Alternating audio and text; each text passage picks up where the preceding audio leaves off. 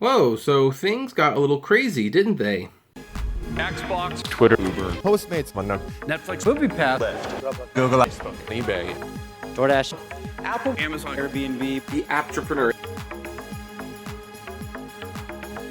Hey everyone, this is Kevin the Apptrepreneur, and oh boy, what a crazy week, right? I mean, I couldn't believe it when I saw what happened. I mean, things were said that just, it boggles the mind they were said. What am I talking about? Well, I'm talking about this. Uber CEO admits tech execs are overpaid, but he's not ready to fix it. I'm serious, folks. You can't make stuff like this up. You just can't. It exists. It happens. And all you can do sometimes is just look there and just shake your head in embarrassment. Like, this is the world we live in. This is the world we live in. So here's what the article says. This is from The Observer. Uber's charismatic CEO Dara Khosrowshahi wouldn't oppose the idea of sharing some of his $3 million salary plus $40 million worth of equity with Uber's minimum wage earning drivers. He just wouldn't give the order himself.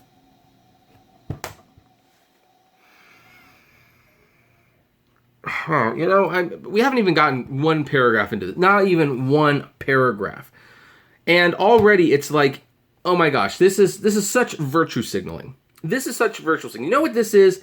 This is someone who wants to have the appearance that he is part of the solution. This is the kind of person who's like, hey, I'm part of the problem. I'm going to admit that I'm part of the problem, but I am not going to actually do anything about it. You want something to be done about it? Well, what does he want? Let's look. When asked about any thoughts on the widening pay gap between top executives at gig economy tech companies like Uber and their low-paid contractors at an event this week, Khosrowshahi acknowledged that things have gone too far, but argued that it should be government's and society's job to fix it. Yeah, that's the argument he's going with. That's the argument. No. Like, we're the ones in power. I'm the one in charge. I could easily snap my fingers, make this happen. I could make the call to make the world a better place. But no, I'm not going to do it. That should be the government's job. That should be society's job, even though technically I'm part of society. I mean, I'm one of the members of society. I should be helping with this, right? No, it's the government and everyone else in society. And yet, here's the funny thing. When we debate things like AB5 and workers' rights, guess what?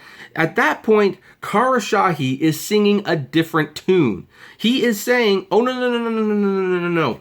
It is not the government's job to get involved in anything. Pay, hours, medical, paternity leave, maternity leave. None of this is Uber's. This is not something the government should interfere with. We, as a responsible company, will take care of our drivers in these areas. We will not, as a company, take care of them when it comes to pay. I mean, I think I'm getting paid too much money, and heck, my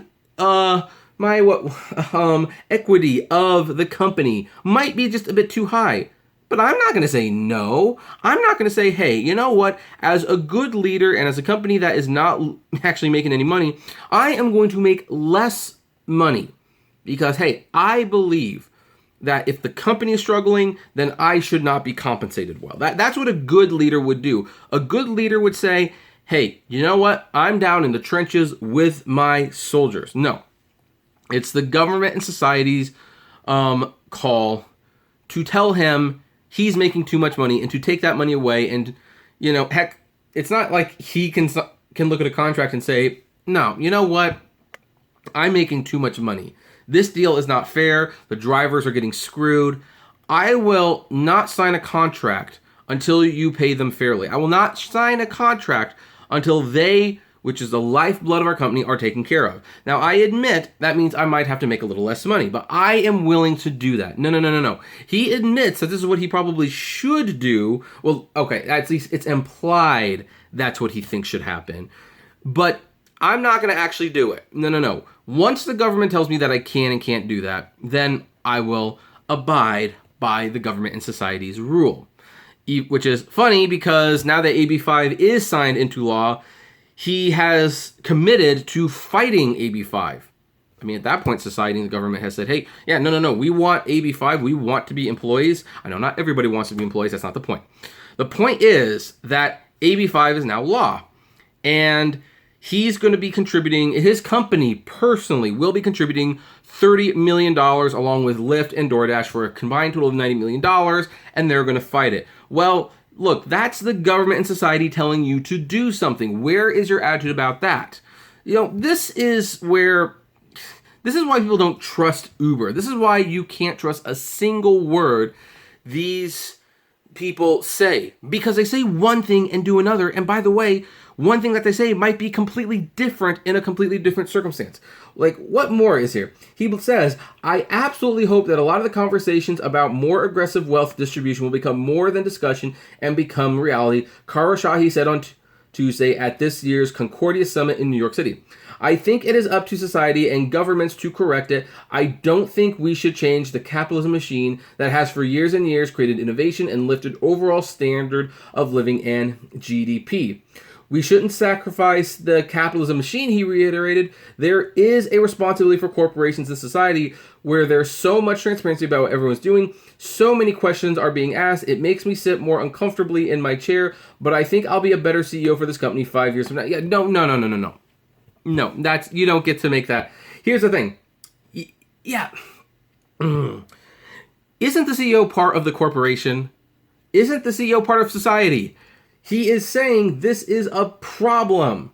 It's like, you don't have to change capitalism to make this right. You don't have to change capitalism on a fundamental level to pay people better. In fact, if anything, capitalism should be helping you in this regard. Capitalism should dictate, hey, Uber is the #1 ride-sharing service in America. We have loyalty programs and people like our service. We need this money to pay the workers. Let us charge more and people will pay it because so many people are using it all the time. Now, granted, again, there's like this little price war thing, and there is that fear that, well, if Uber raises their prices, people won't show up. You know what? Work on making your service better. Make your service so good that no one would even think of turning Lyft on. Like, heck, I'm kind of surprised that Lyft is the one that put the insistence on the 2017 or newer vehicle. Because Uber probably had that opportunity. They could have said, hey, you know what? Here's what we're going to do. We are going to change the fundamentals of UberX. If you want to do UberX and not have to deal with pool or anything, get a 2017 or newer vehicle. Those rides will cost more, but because they cost more, we will be able to pay you well. If people want cheap, dirty cars, anyone from 2017 and before, they will be taking pool rides. And yes, you are asking the drivers to invest a little in the company, but as a result, and as a thank you, you are rewarding them with better rides. You are rewarding them with higher paying rides. You are working together to make a better service. And when the service is better, then capitalism will dictate that more people will use it. But you know what? Yeah. So this is not a long article, and we pretty much, what was his compensation? Well, here's the thing.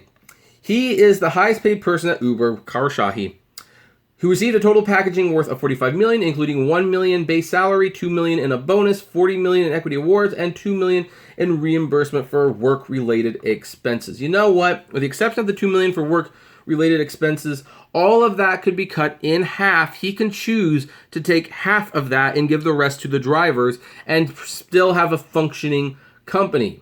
No, Karashahi, it is not the government's job to fix this. This is actually the job of the people. This is the job of the companies. The government is supposed to get involved when the companies will not do what is right and when the companies deliberately screw people. That is why we are talking about AB5 and we're talking about other such laws.